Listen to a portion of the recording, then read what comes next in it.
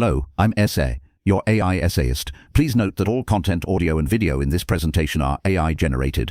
As AI can sometimes produce inaccuracies, I encourage you to verify any factual information presented. With that in mind, let's begin. An introduction to the work and its critical evaluation. Niels Bohr's contributions, particularly those crystallizing around the year 1920, represent a profound and audacious intervention in the course of theoretical physics. The collection of essays later published under the title Atomic Theory and the Description of Nature encapsulates the evolution of his thought from a specific model of the atom to a far-reaching philosophical framework for understanding reality. This essay undertakes a rigorous, section-by-section analysis of the core claims and conceptual architecture of Bohr's early atomic theory. The objective is a direct evaluation of the internal logic, the evidential basis, and the methodological principles that Bohr presented to a world still dominated by classical mechanics. We will proceed by dissecting the foundational postulates, the guiding principles and the specific applications of the theory, examining how each component functioned to create a brilliantly effective, albeit transitional, description of the atomic domain. The analysis will illuminate the theory's internal coherence, its empirical triumphs, and the inherent conceptual tensions that would ultimately necessitate its own supersession, all while laying the groundwork for the enduring epistemological questions that define modern physics. Section 1. A postulate of stationary states and quantized or, the first foundational claim of Bohr's atomic theory addresses the catastrophic instability inherent in the Rutherford nuclear model. Within a classical framework, an orbiting electron is an accelerating charge and should, according to Maxwell's equations, continuously radiate energy, causing it to spiral into the nucleus in a fraction of a second. Bohr's initial postulate confronts this challenge with a declaration of startling originality. He asserts the existence of specific, allowed orbits for electrons, which he termed stationary states. Within these states, an electron moves under the influence of the nucleus Coulomb field, yet it does so without emitting radiation. This claim constitutes a radical departure from the established principles of classical electrodynamics. Its justification was entirely pragmatic. It was a necessary condition for atomic stability. The mechanism for selecting these allowed orbits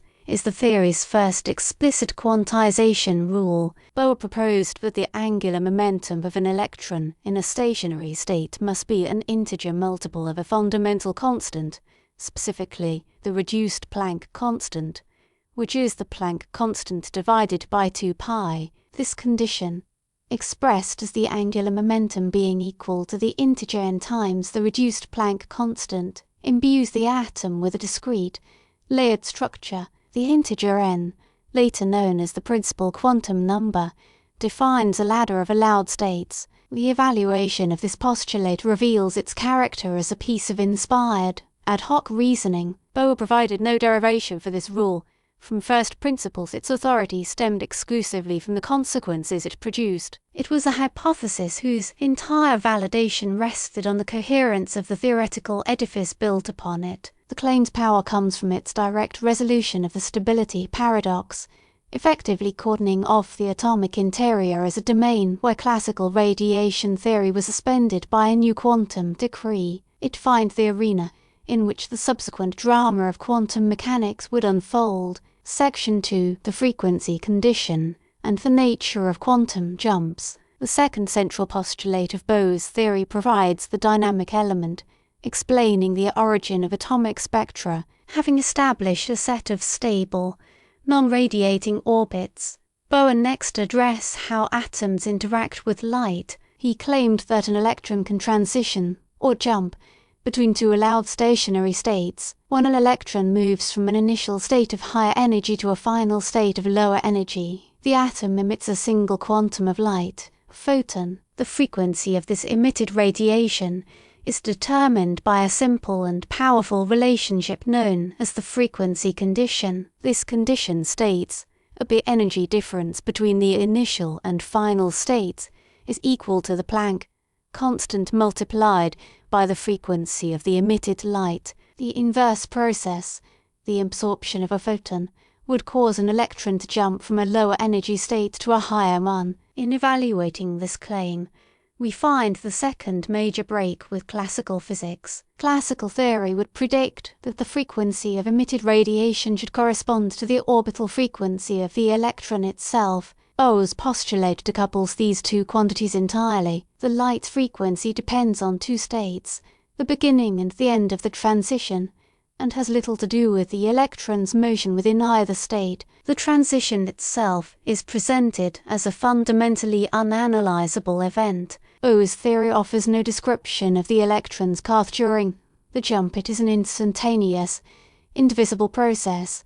This conceptualization of the quantum jump as a primitive, irreducible event proved to be one of the most durable and philosophically challenging aspects of his thinking. It introduces an element of fundamental discontinuity into physical processes. The claim's strength lies in its elegant capacity to explain the discrete nature of atomic spectra. Each spectral line corresponds directly to a specific, allowed transition between two well-defined energy levels. The postulate transforms the abstract architecture of stationary states into a predictive tool for spectroscopy. Section 3. The correspondence principle as methodological anchor. The audacity of Bohr's postulates required a methodological bridge to the successful and well-established world of classical physics. This bridge was the correspondence principle, a heuristic guide of immense subtlety and power. The principle is a claim about the relationship between the new quantum theory and the classical physics it sought to amend. It asserts that in the limit where quantum numbers become very large,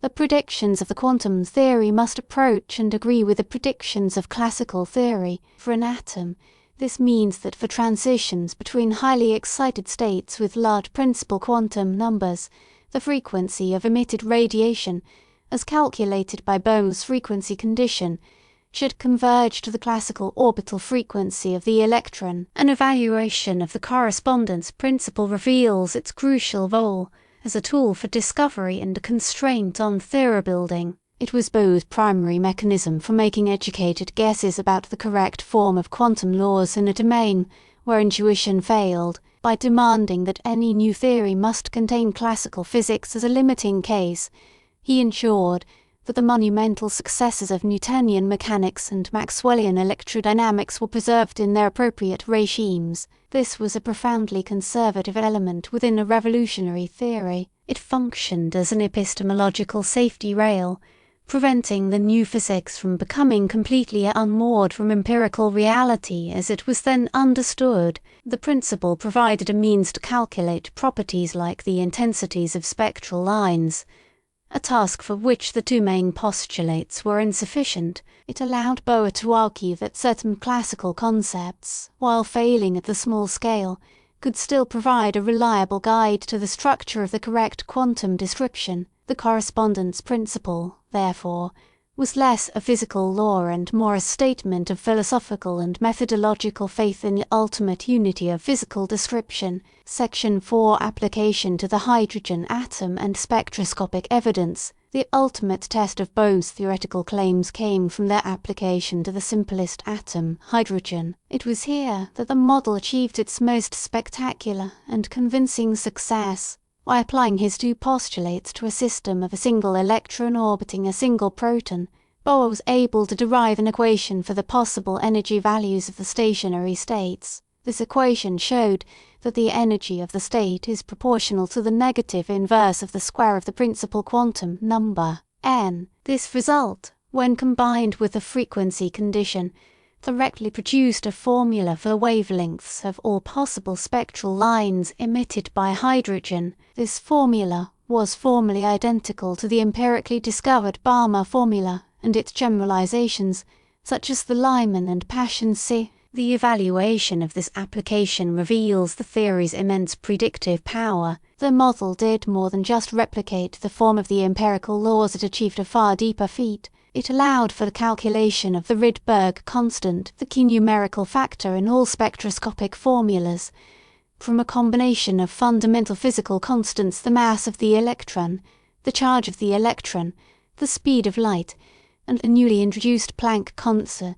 the agreement between the value calculated from Bohr's theory and the value measured by experimental spectroscopists was astonishingly precise, within a fraction of a percent. This numerical triumph was the single most powerful piece of evidence in favour of the model. It transformed the theory from a speculative set of rules into a quantitative science. It demonstrated a deep, previously hidden connection between mechanics, electricity, and optics, unified through the quantum concept. The success with the hydrogen spectrum gave physicists overwhelming confidence that, despite its conceptual strangeness, Bohr's model had captured a profound truth about the structure of the atom. Section 5, the challenge of complex atoms, and the Rephrase. Following the triumph with hydrogen, the next logical step was to extend the model to atoms with multiple electrons. This endeavour revealed the significant limitations of the initial framework. The claims had worked with mathematical perfection for a one-electron system,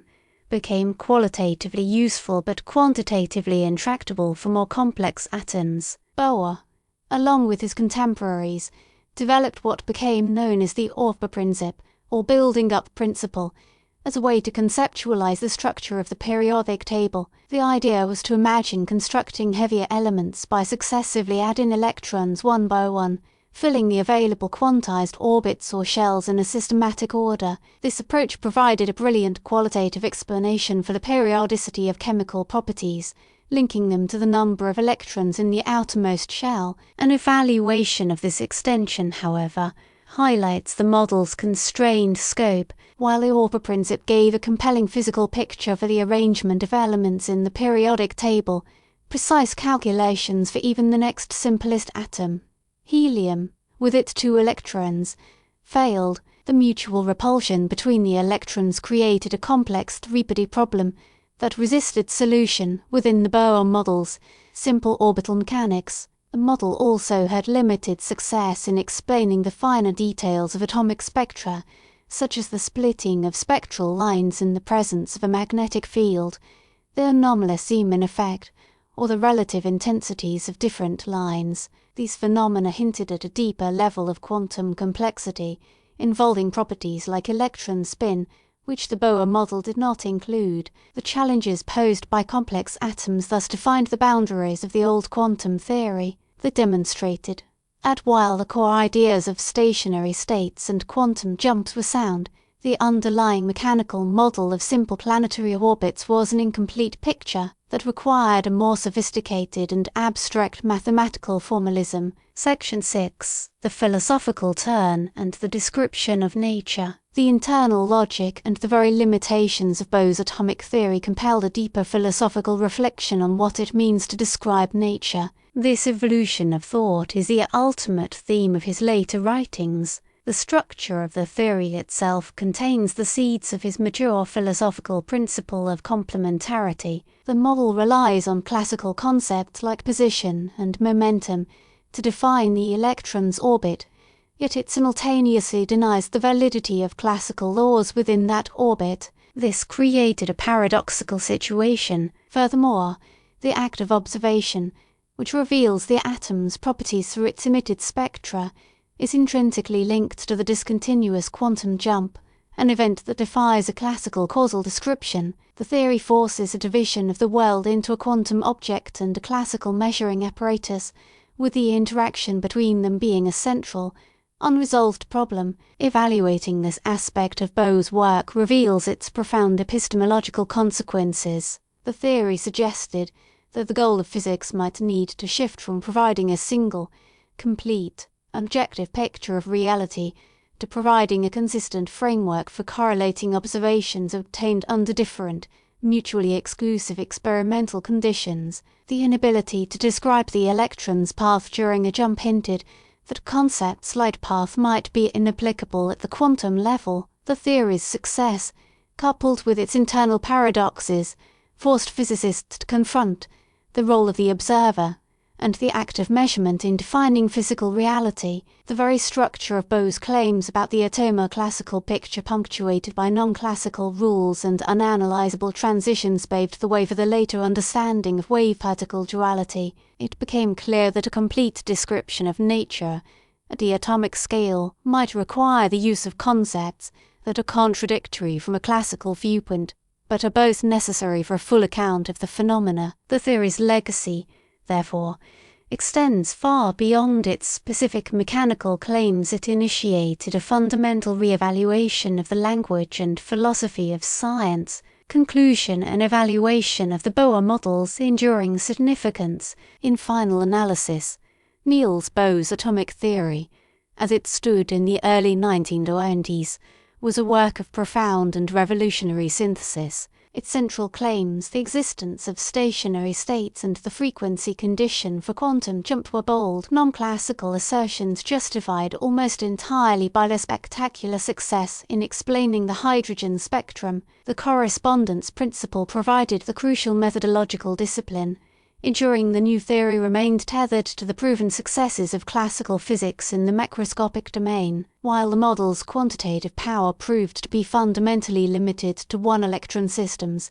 Its qualitative insights, particularly through the Aufbau principle, provided the first coherent physical explanation for the structure of the periodic table. The theory's true and enduring legacy, however, is located in the profound questions it raised about the nature of physical description by successfully modelling an element of reality with a framework that was internally paradoxical from a classical standpoint.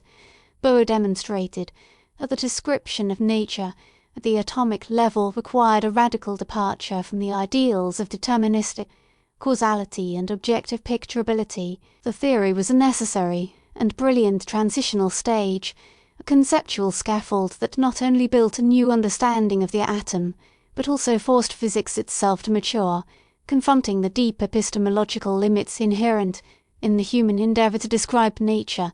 We really appreciate you tuning into this AI-powered presentation. Our goal is to push the boundaries of AI in content creation, and your input is invaluable. If there's a particular subject you'd like to see us tackle next, or if you have suggestions on how we could fine-tune our AI's creative prompts, please don't hesitate to leave your ideas in the comments section. We're excited to bring you more unique content very soon.